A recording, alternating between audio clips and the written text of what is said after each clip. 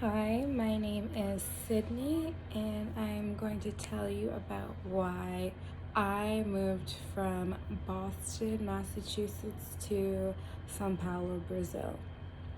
So, I originally moved here in July, kind of like right in the pandemic, so like 6 months ago.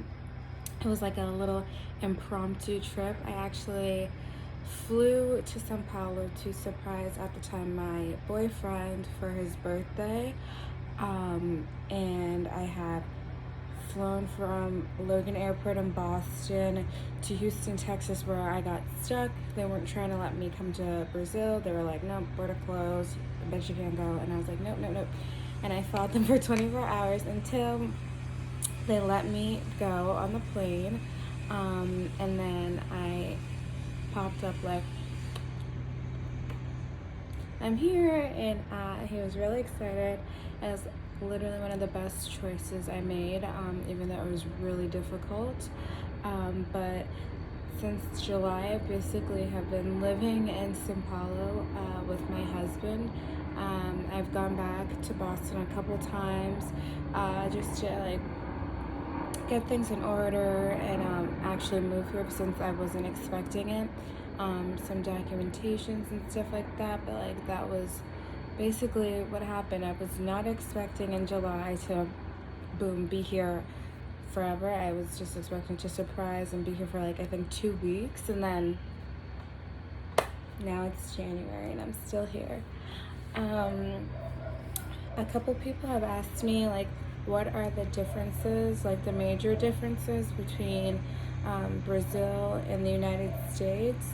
uh, and there's like a few things I want to touch on. And the first category I want to talk about is weather. Obviously the weather here is so much nicer. It's way more temperate than Boston. Like if you know the Northeast, you know we have nor'easters, we have snowstorms.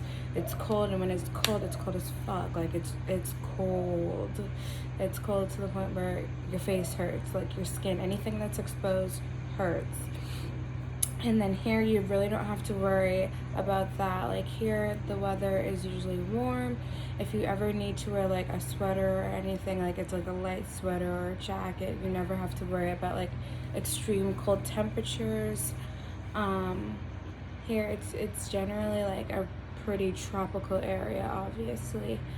um and as a result of it always being pretty warm, you can always go out. You don't get those like times like in Boston, I know, where if the snow was too crazy, then all of a sudden, boom, state of emergency. You can't go outside for like a day or two, and then you're stuck in the house when no one wants to do that shit. But here, you never have to really worry about that. Another thing that's different between Brazil and America is the people, obviously. Like, the people are completely different culturally, socially, everything. People here are way more friendly, they were more social, as opposed to where I live in Boston. Everyone is way more to themselves. Um, they're not socializing. You're standing in line, don't talk to me, I'm on my phone. That's it. Here, people will be at the supermarket looking at fruit, and they're like, oh my god, this orange is like $2, and usually it's like $6. Like, this is so amazing. And they just start conversations like that.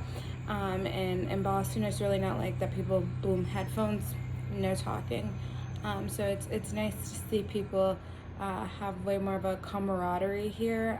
Even if they're strangers, people will always find a way to spark up a conversation.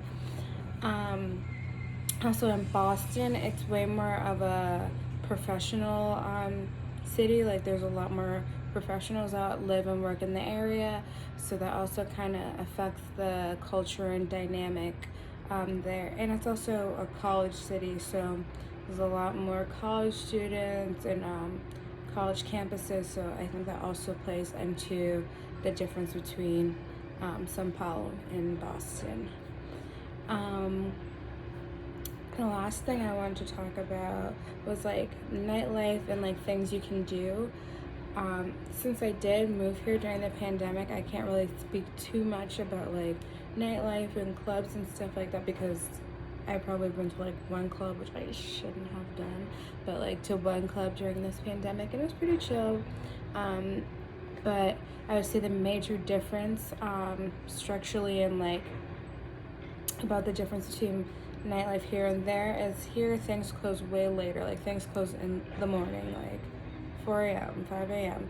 In Boston, 2 a.m. Why are you still here? Go home. Go home. Everything's closed. Like there's no nightlife after 1, 2 a.m. in Boston. Like everything is shut down. There's probably no place to eat other than McDonald's. So that's a major difference. So when you're in Boston, there's a lot more like I feel like people drink more like alcohol, like hard alcohol, especially like with college campuses and stuff like that. Like there's way more shot culture. In Brazil, that's something I had to adjust to, is take that little shot clock out of me. But here people don't really do shots as much. It's more about like sipping beer and chilling and using beer and drinking as a medium for socializing and conversing and enjoying your time and letting loose, as opposed to like, let's take a shot or let's go fucked up. Also, people hang out more with their families here, I noticed. When I was in Boston, most of the time when I went out, and what I observed in Boston is that when people go out, they go out with their friends. Like a lot of people go out with their college friends or their coworkers and stuff like that, and that's usually the people that people sit like lay back and chill and kick back with. Here it's more with your family. People have more family kickbacks and like barbecues, and that's how people kind of like have their little outlet here. And it's way more just like drinking beer and chilling and eating, as opposed to shot, cocktail, shot, cocktail. In terms of things to do, it's pretty limited here as it is in Boston right now because of the pandemic.